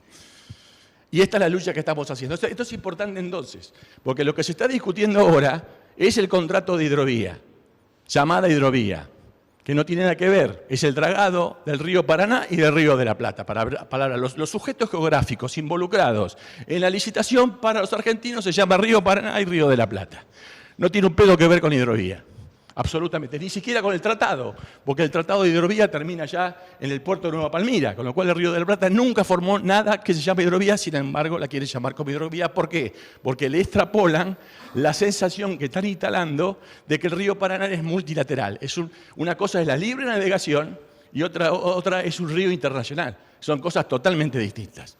Por supuesto que a nosotros nos arrancaron la libre navegabilidad en Caseros, pero nunca Argentina, antes del gobierno de Macri, había renunciado a la soberanía normativa, es decir, libre navegabilidad sujeta a las leyes argentinas.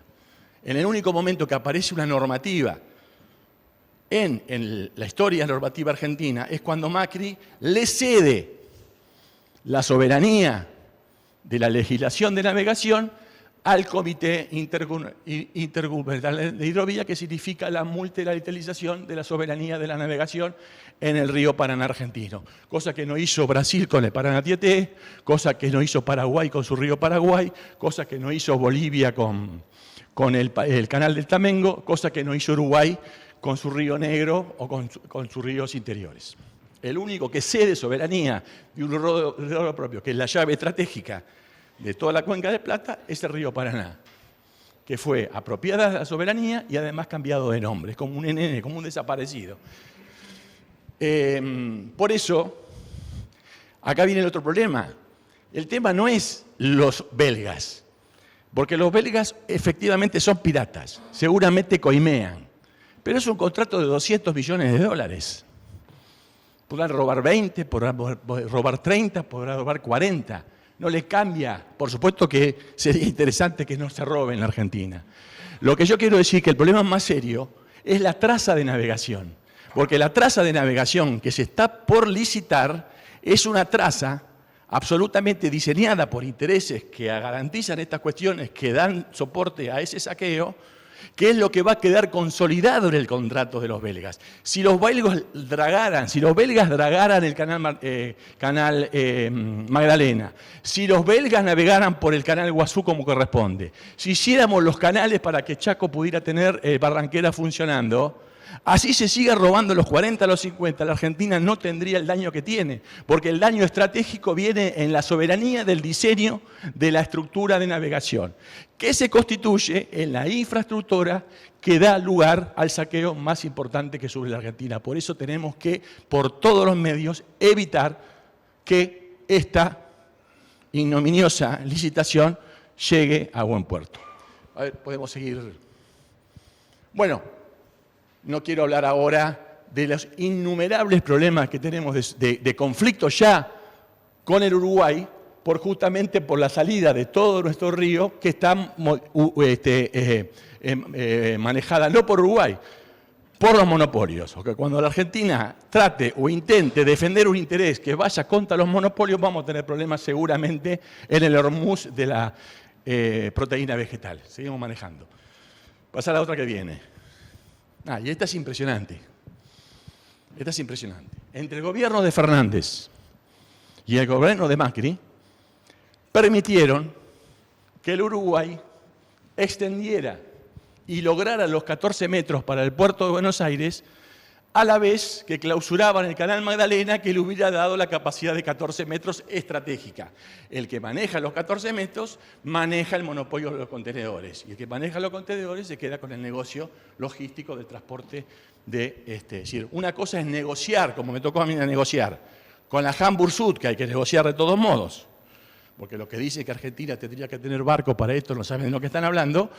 Una cosa es negociar como funcionario argentino desde la posición de fuerza soberana que la salida la cuento, o cuando te trata como, no digo la palabra por respeto a las señoras, porque igual yo tengo que arreglar con Uruguay, porque realmente si no querés el contenedor, venítelo a buscar a Montevideo como me dijeron. Si tenés problemas, no hay ningún problema, yo te pongo el contenedor, decide a los exportadores de fruta que vayan, que lo vengan a buscar, están en Montevideo. Me lo dijeron. Con lo cual prácticamente formaron una especie de tranquera a la salida de la horta de la economía argentina. Pasamos a última por ahí.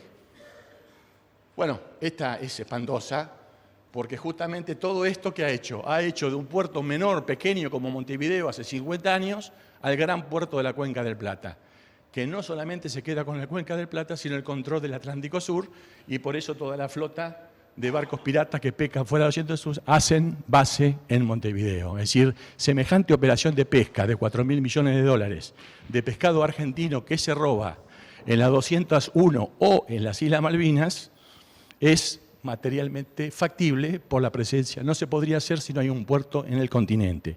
Y el puerto que permite ese saqueo argentino es el puerto de Montevideo, que a su vez fue desarrollado con la plata de los fletes que deberíamos desarrollar en nuestros puertos de agua profunda, que nunca hicimos, y le cedimos eso a Montevideo.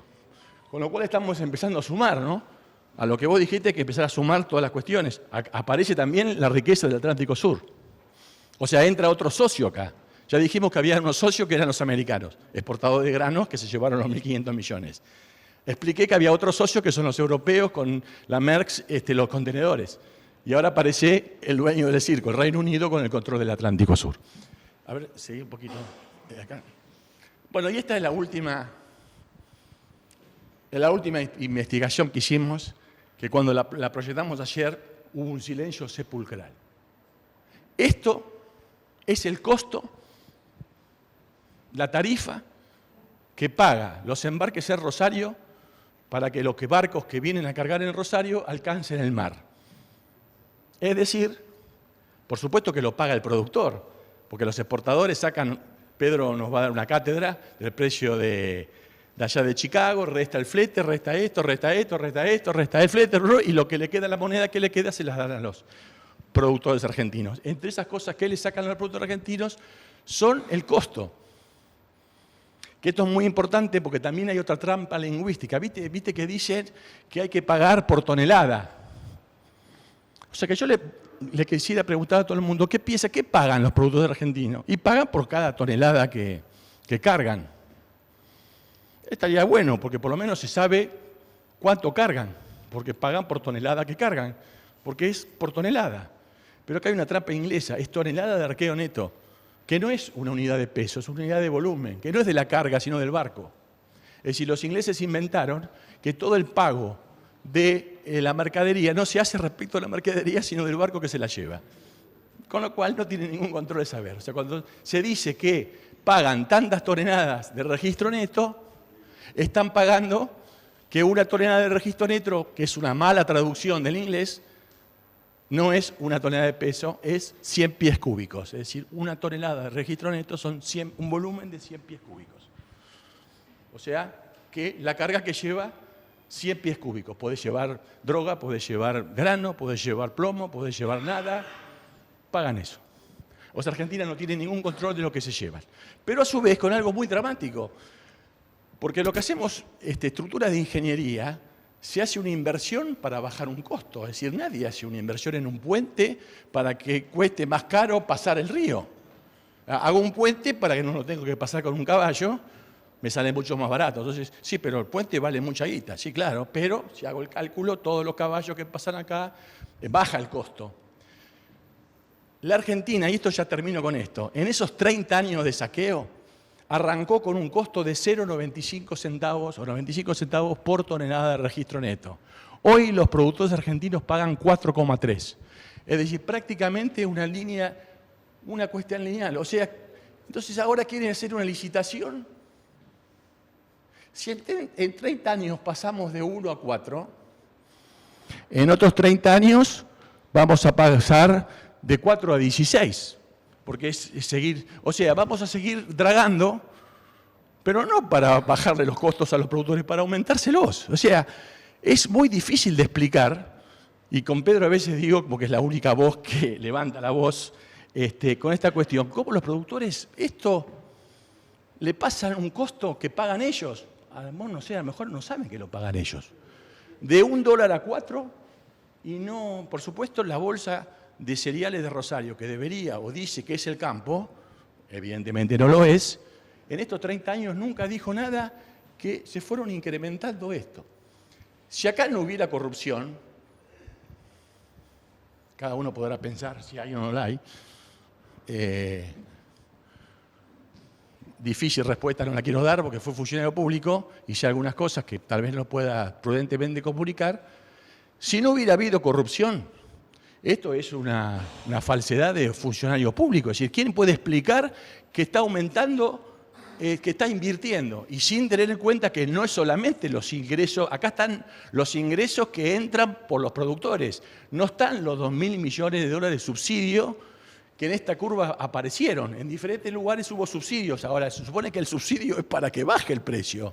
Argentina subsidiaba la hidrovía y el precio subía.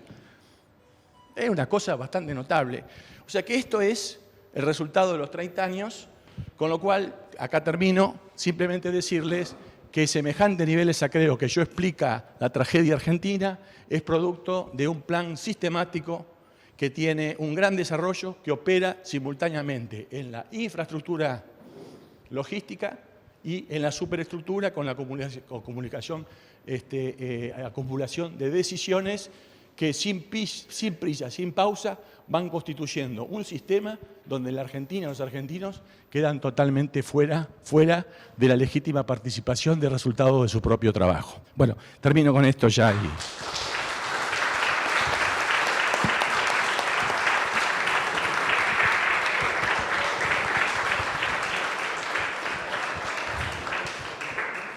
Muchas gracias, ingeniero, por la presentación.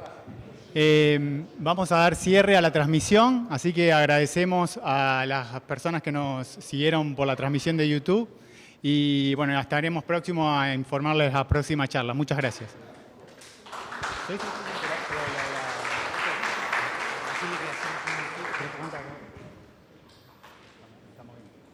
Bueno, los que estamos acá seguimos, vamos a abrir a preguntas. Lo que le pedimos es que la pregunta sea directa. Si los expositores necesitan contexto, se los van a pedir, pero para que puedan preguntar la mayor cantidad de personas posibles, les pedimos que se pueden ser lo más directas posible. Bueno. Vemos ahora si te puedo alcanzar el micrófono para que quede registrada.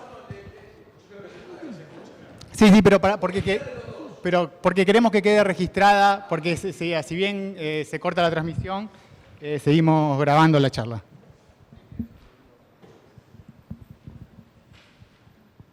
Capaz que no voy a llegar. Hasta acá llegamos.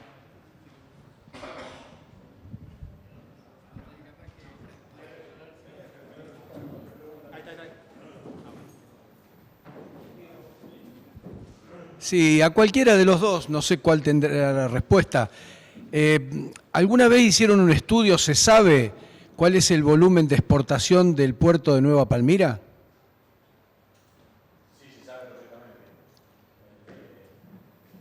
y en proporción a lo que produce Uruguay. No, Uruguay tiene una característica. Exporta más soja de la que planta y exporta más pescado de lo que pesca. Eso es una característica extraordinaria de Uruguay, hay que sacarle el sombrero. Y hasta donde nosotros pudimos observar las discrepancias de lo que había respecto de la dificultad que tenemos, justamente porque Argentina, y nosotros lo propusimos, debía cambiar, como lo han hecho todos los canales importantes del mundo, Suez, Panamá, el Bósforo y todos los pasajes estratégicos han abandonado la extraordinaria ingenio inglés de llamar peso al volumen, y ahora Panamá, por ejemplo, cobra por contenedor, cobra por tonelada, cobra por metro cúbico de petróleo, es decir, tiene un control directo porque necesitan ir y no van, porque Argentina ¿cómo cobra hoy? No importa cuánto carga, va con el certificado de navegabilidad y el certificado de matrícula donde dice, como una especie de cédula, cuántas toneladas de registro neto tienen y bruto tienen, porque eso no es un tema de carga, es un tema de la geometría del barco. Con lo cual, presentando el documento, independientemente que carga o no carga, paga por su tonelaje. Con lo cual hay dificultades, pero los números que nosotros manejamos en su momento, a esas 7 u 8 millones de toneladas de soja, por ejemplo, que se exportaban teóricamente desde Nueva Palmira, si se le restaba la que venía sacándola de Brasil, ¿no? Que después hablamos con ese tema, había una discrepancia difícil de explicar de 2 millones de toneladas. Pero lo más importante tampoco pasa por ahí, porque seguramente puede haber algún tipo de contrabando, puede haber.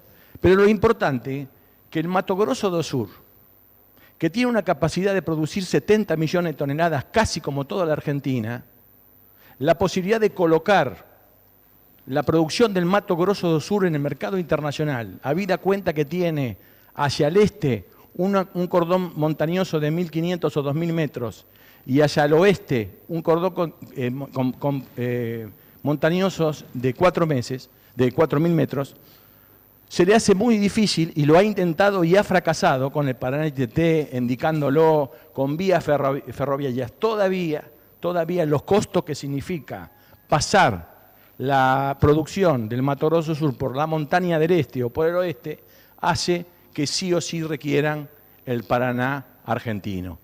Lo que sí es inexplicable que la Argentina, teniendo el Paraná, no quiere decir que lo extorsione para decirle es lo que haría un empresario, es lo que yo haría si fuera empresario.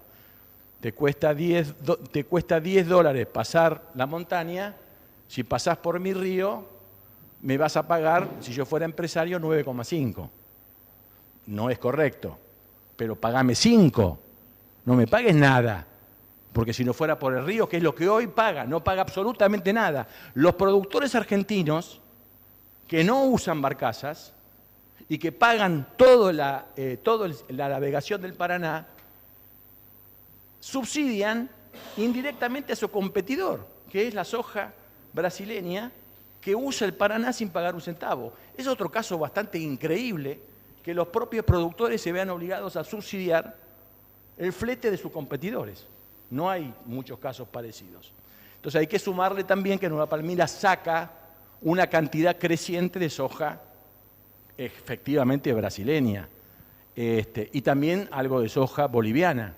Y se está agregando ahora también otro tema semejante del rico. Hay que tener en cuenta que el Mato Grosso do Sur explica casi un porcentaje muy significativo del Producto Bruto brasileño, que tiene su riqueza en la soja, en el mineral de hierro y en las vacas. Con lo cual, es importante para Brasil que ese Estado pueda tener una actividad importante en la producción, en la participación del Producto Bruto. El mineral de hierro de Corumbá, de la mina de Corumbá, fundamentalmente brasileña, también sale por barcazas paraguayas, transborda en puertos uruguayos y la Argentina no participa en un centavo de esa logística. ¿Por qué no participa? Porque las barcazas paraguayas y el flete lo cobra Paraguay. porque el puerto es uruguayo y el transbordo lo paga en el Uruguay y porque la soja es brasileña. Ahora, cuando se hunden las barcazas en el río Paraná y contaminan, la Argentina paga su rescate, su limpieza y todo. ¿Cuánto cobra Argentina por hacer pasar el acero, el mineral de hierro de Brasil? 0.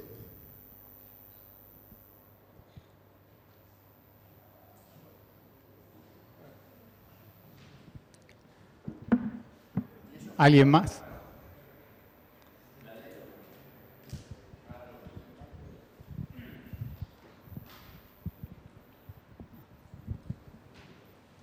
A ver si llegamos. Si no, la reproduzco. Va.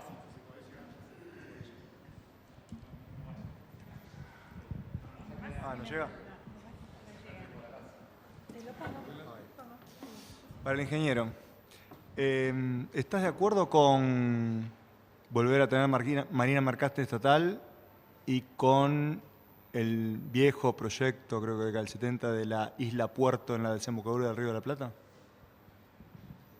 respecto a la isla Puerto en el Río de la Plata, me parece que es innecesaria, porque teniendo el puerto de la Plata, la Ensenada de Camargo, habilitando el canal Magdalena, podríamos dotar a la parte externa de la Ensenada de Garrán con los 14 metros, que son suficientes para poder tener en esta etapa el control de la logística de los contenedores, con lo cual, o por lo menos negociar con mayor simetría respecto de los transportadores de contenedores. Con lo cual me parece que si habilitamos el Magdalena 14 metros y habilitamos el Puerto de la Plata 14 metros, me parece que desde ese punto de vista la Argentina tendría resuelto su problema portuario por los próximos 30, 40 o 50 años, con lo cual me parece que un puerto nuevo cuesta 3.000, 4.000 millones de dólares, el canal Magdalena cuesta 250 millones de dólares, más o menos unos 200 kilómetros de autovía, y el puerto actual de La Plata está fundado a 14 metros, con lo cual si se draga el acceso, tendríamos con muy poca plata una primera instancia de ir controlando los 14 metros y después, con la misma obra que están haciendo absurda el Puerto de Buenos Aires, también es muy fácilmente para rellenar Ensenada y poder ir ampliando el puerto, con lo cual creo que no me parece que sea prioritario. Con respecto a la flota estatal, yo tengo mis reservas sobre la flota estatal, creo que es un negocio muy competitivo, muy complejo, tiene que estar necesariamente con la dinámica que da el sector privado, con lo cual me parece que el Estado argentino tiene que dar los elementos de infraestructura y de contexto normativo para que realmente se pueda canalizar la inversión privada y una gestión privada en lo que es la flota marítima. Sí podría considerar, y creo que es necesario considerar que en algunos aspectos estratégicos, como el dragado, por ejemplo, la Argentina debería tener por lo menos una mínima capacidad de disuasión para poder tener capacidad de reacción cuando existen excesos o descontrol en las cuestiones. Con lo cual, a mí me da la impresión que la Argentina, el Estado en general no debería participar en el negocio naviero, pero sí podría participar con algunas flotas testigo y también podría participar, y yo soy bastante militante de la idea de la colaboración público-privado, donde el capital estatal pueda participar con capacidad de decisión estratégica en algunas empresas con participación estatal, pero de derecho privado, que puedan asegurar, porque el Estado tiene que asegurar cuestiones estratégicas. Y la cuestión estratégica es que la carga argentina pueda defender, los productores puedan defender y no quedar tan inerme frente a los monopolios de transporte. Y además no aprovechar las enormes ventajas que significa pasar de un medio de transporte que cuesta 100 a otro que cuesta 1.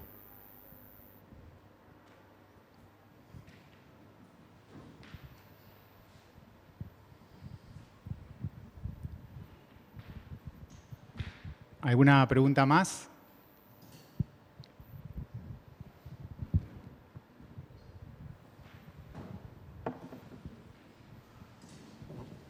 Bueno, entonces damos por cerrado la charla. Le agradecemos mucho la presencia, principalmente a los que vinieron de muy lejos, Buenos Aires, Galvez, San Lorenzo, Alcorta. Así que bueno, le agradecemos mucho y les estaremos informando para la próxima charla o el próximo evento. Muchas gracias y muchas gracias a los expositores.